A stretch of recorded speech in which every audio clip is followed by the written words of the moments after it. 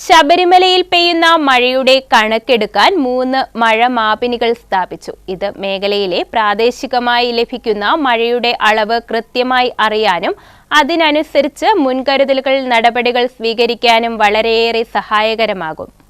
മണ്ഡലകാലം തുടങ്ങി നവംബർ 15-നാണ് സന്നിധാനത്തും നിലയ്ക്കലിലും പമ്പയിലുമായി സംസ്ഥാന ദുരന്ത നിവാരണ അതോറിറ്റി വിഭാഗവും ജില്ലാ ദുരന്ത നിവാരണ അതോറിറ്റി വിഭാഗവും സംയുക്തമായി ഓരോ മഴമാപിനി വീതം സ്ഥാപിച്ചത്.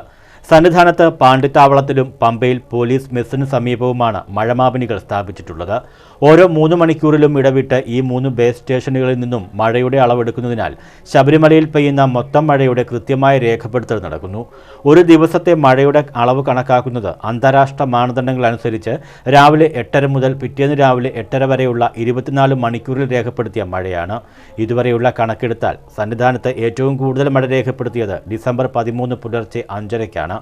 27 മില്ലിമീറ്റർ ഇതേ ദിവസം ഇതേ സമയം പെയ്ത 24.2 മില്ലിമീറ്റർ മഴയാണ് പമ്പയിലെ ഏറ്റവും കൂടിയ മഴ.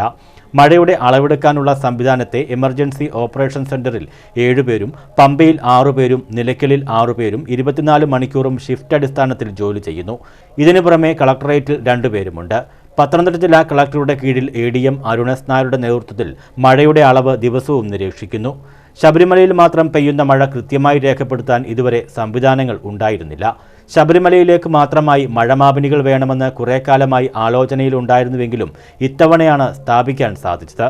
മുൻപ് ആശ്രയിച്ചിരുന്ന സീതത്തോട്ടിലെ വെതർ സ്റ്റേഷൻ താൽക്കാലികമായി പ്രവർത്തനരഹിതമായതും മഴമാപിനികൾ ഉടൻ സ്ഥാപിക്കുന്നതിലേക്ക് നയിച്ചു. 3 നിന്നും ലഭിക്കുന്ന മഴയുടെ അളവ് പ്രതികൂല കാലാവസ്ഥയിൽ മുൻകരുതലുകൾ നടപടികൾ സ്വീകരിക്കാൻ വളരെയധികം ഉപകാരപ്രദവുമാണ്. സീതത്തോട്ടിലെ വെതർ സ്റ്റേഷൻ ഇപ്പോൾ പ്രവർത്തനക്ഷമമാണെന്നും ADM അരുണസ് നായർ പറഞ്ഞു. News bureau, Sannidhanam.